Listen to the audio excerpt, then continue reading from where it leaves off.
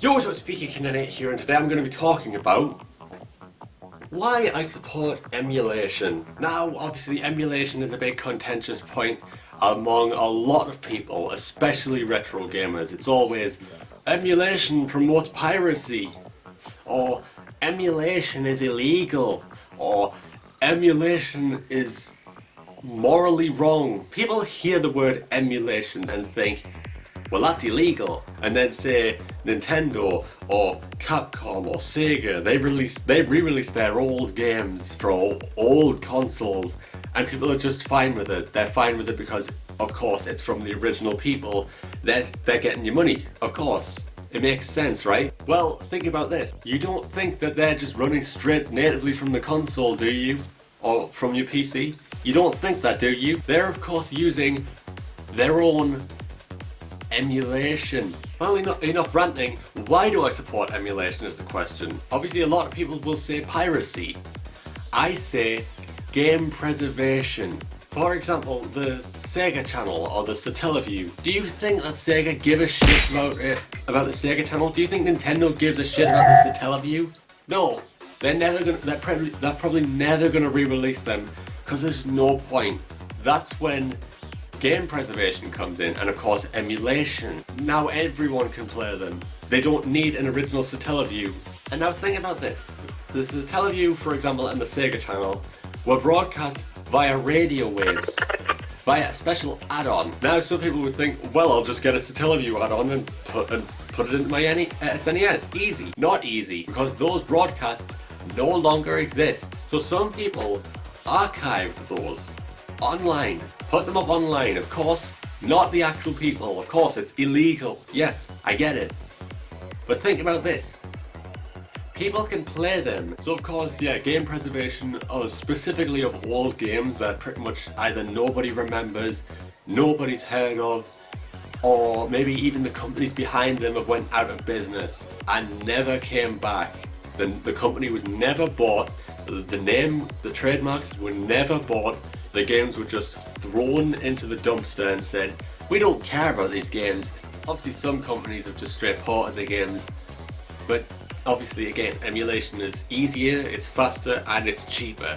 That's not the kind of emulation that I'm talking about. How many of you have played the original 5 Toho games? Now I'll say this. How many of you have a PC98? Alright? Now here's another question.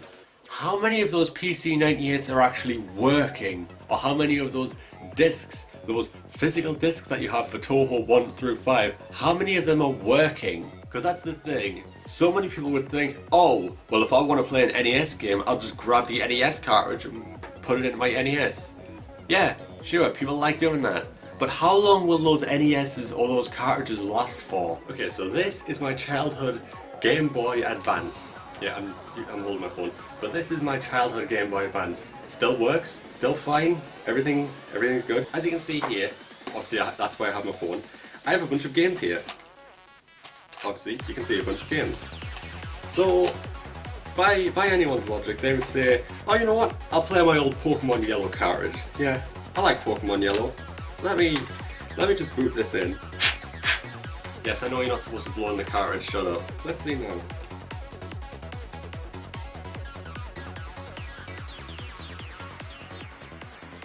Now, you might notice one thing that's happening. Nothing. It's not working. That is because this particular cartridge is actually defective. So that means if I were like some people and only went for the original cartridges, I would now either have to rebuy it, which I actually did. I rebought it on the 3DS, but that's beside the point, or I would have to emulate it. But if you're rebuying it on the 3DS or the Switch or wherever the fuck, no, not the Switch, you're rebuying it on the 3DS, the Wii U, wherever, you're still emulating it. It doesn't matter where you buy it, if it's not on an original cartridge and it's on another console, you're emulating it. Now obviously, let's show a game that does work, but has problems. This is obviously Pokemon Gold.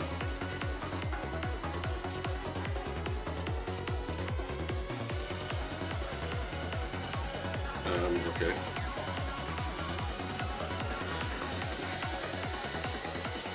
good, now it works.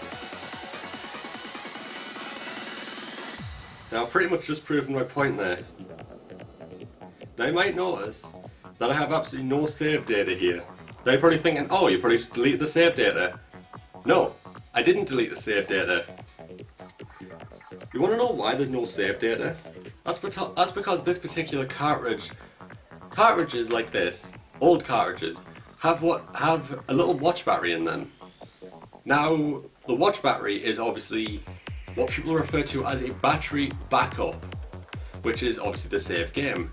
And also, in this case, with Pokemon Gold and Silver, it's used for the real-time clock. The battery in my Gold and Silver cartridges are both dead, which means I can play them just fine, but I probably shouldn't because all the batteries are dead, which means I can't save.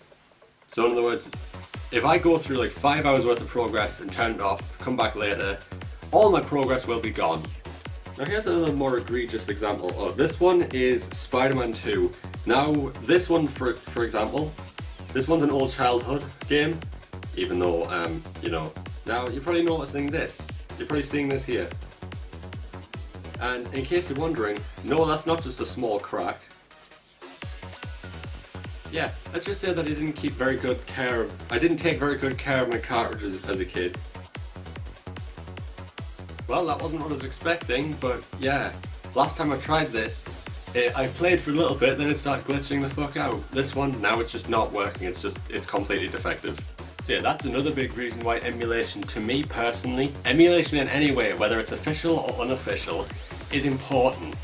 It's important to preserve these games, because again, as you can see there, like, those are my childhood games, and of course a child under 10 years old, because I've had this for a long time. Like, I used to have a Game Boy Pocket, believe it or not, like a yellow one. That stopped working. Well, it didn't stop working. Do you have any idea what screen burn-in is? Well, here's the thing. There's many channels out there that explain this.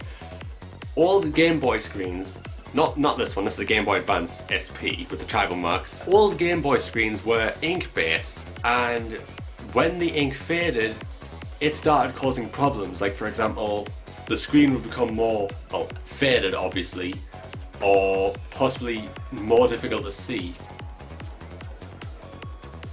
And then eventually there'd even be times where the game itself, or the screen itself, would have something burned into it.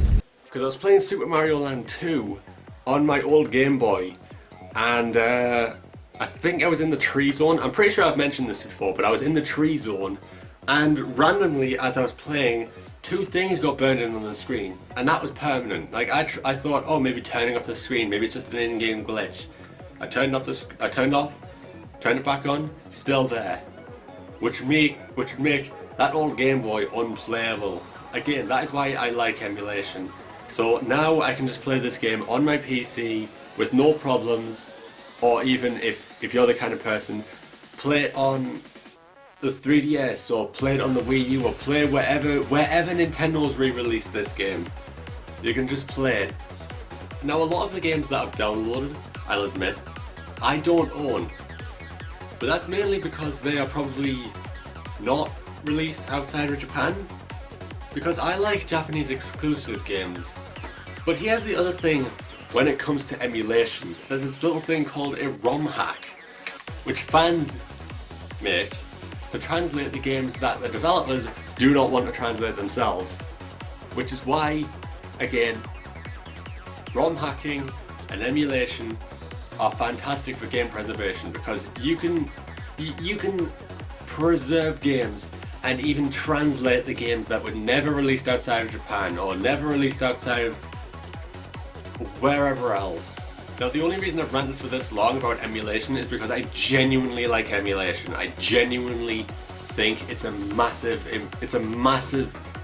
milestone in gaming, and it really shouldn't just be looked at as just a way to pirate games. It should be looked at as more of a way to preserve games. Anyway, I'm done ranting. So anyway, I've been your host, Pikakid98. This has been Pikakid98 Chat, and you've all been fantastic. So until the next video, I say bye-bye.